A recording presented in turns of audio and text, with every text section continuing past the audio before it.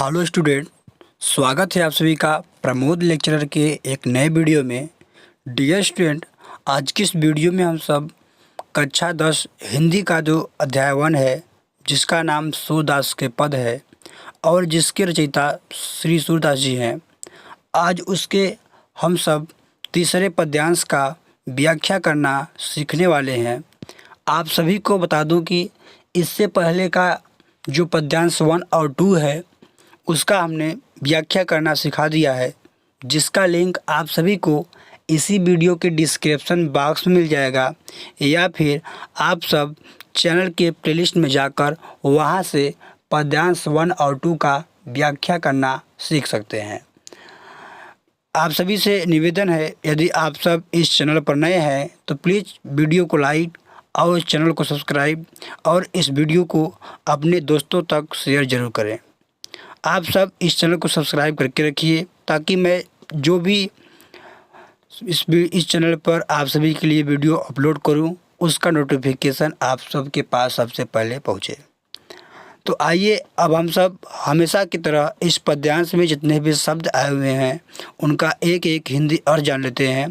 इसके बाद इन्हीं अर्थों के माध्यम से हम इस पूरे पद्यांश का हिंदी में व्याख्या करना सीखेंगे। चलिए। किलकत माने किलकारी मारते हुए या फिर जोर से हंसते हुए। कान्ह माने श्री कृष्ण। घुटुरवन माने घुटनों के बल से। आवत माने चले आ रहे हैं। मणिमय माने मणि युक्त। कनक माने सोना। कनक माने सोना। नंद के यानी नंद बाबा के, जो नंद बाबा थे जो भगवान श्री कृष्ण के पालन पोषण किए थे, उनका बात किया जा रहा है। आंगन माने आंगन। बिंब माने परछाई। बिंब माने परछाई।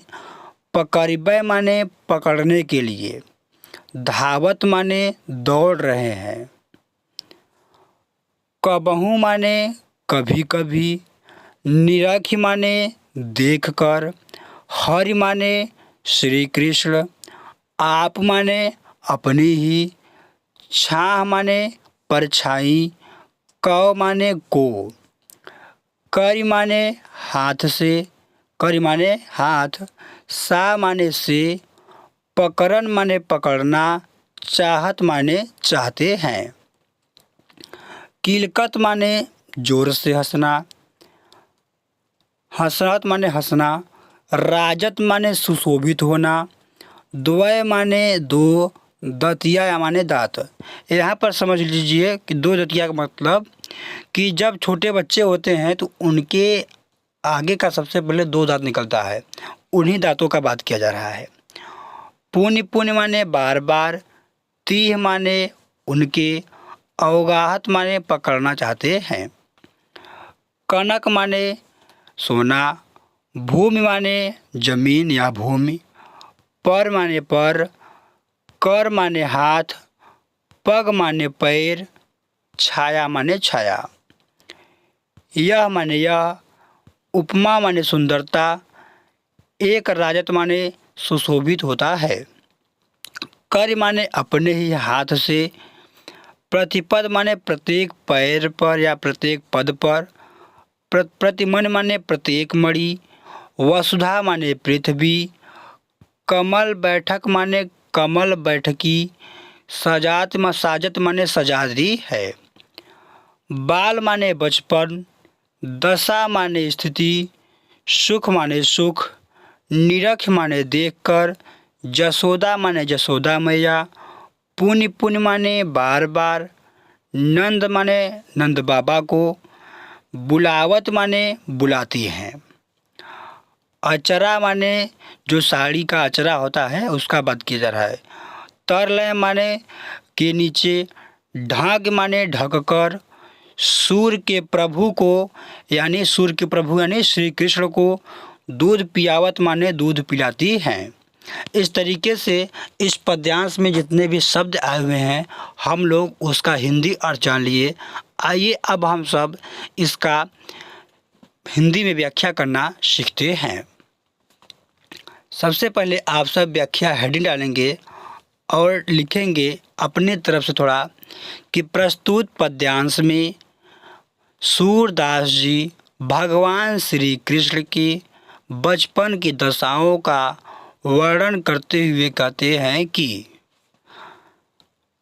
भगवान श्री कृष्ण जोर से हंसते हुए घुटनों के बल से चले आ रहे हैं और मणियुक्त स्वर्णयुक्त नंद बाबा के आंगन में वे अपनी परछाई को पकड़ने के लिए दौड़ते हैं या फिर दौड़ रहे हैं।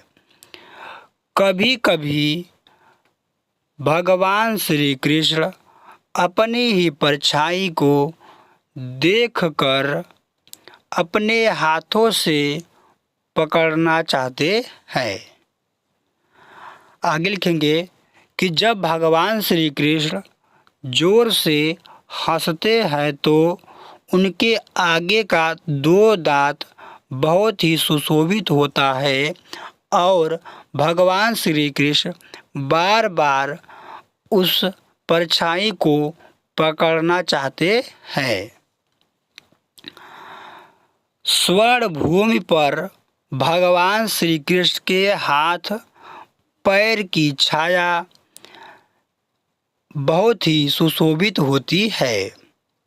ऐसा लगता है कि पृथ्वी अपने ही हाथों से उनके प्रत्येक पैर के नीचे प्रत्येक मणि बैठा दी है, जो ऐसा लगता है कि पृथ्वी कमल की बैठकी सजा दी है। आगे लिखेंगे कि भगवान श्री कृष्ण के इस बचपन दशा के सुख को देखकर मैया जसोदा भगवान श्री कृष्ण को बार बार बुलाती हैं और वे अपने आचरा के तर ढककर भगवान श्री कृष्ण को दूध पिलाती है। इस तरीके से इस पद्यांश का व्याख्या करना होता है। ठीक है, व्याख्या बहुत ही आसान है। यदि आप सभी को थोड़ा भी कहीं प्रॉब्लम हुआ हो तो आप सब इस वीडियो को दोबारा देखिए। इस पद्यांश में जो भी शब्द आप सभी को ना समझ में आया हो उसको आप सब इस वीडियो के कमेंट बॉक्स में लिख दीजिए।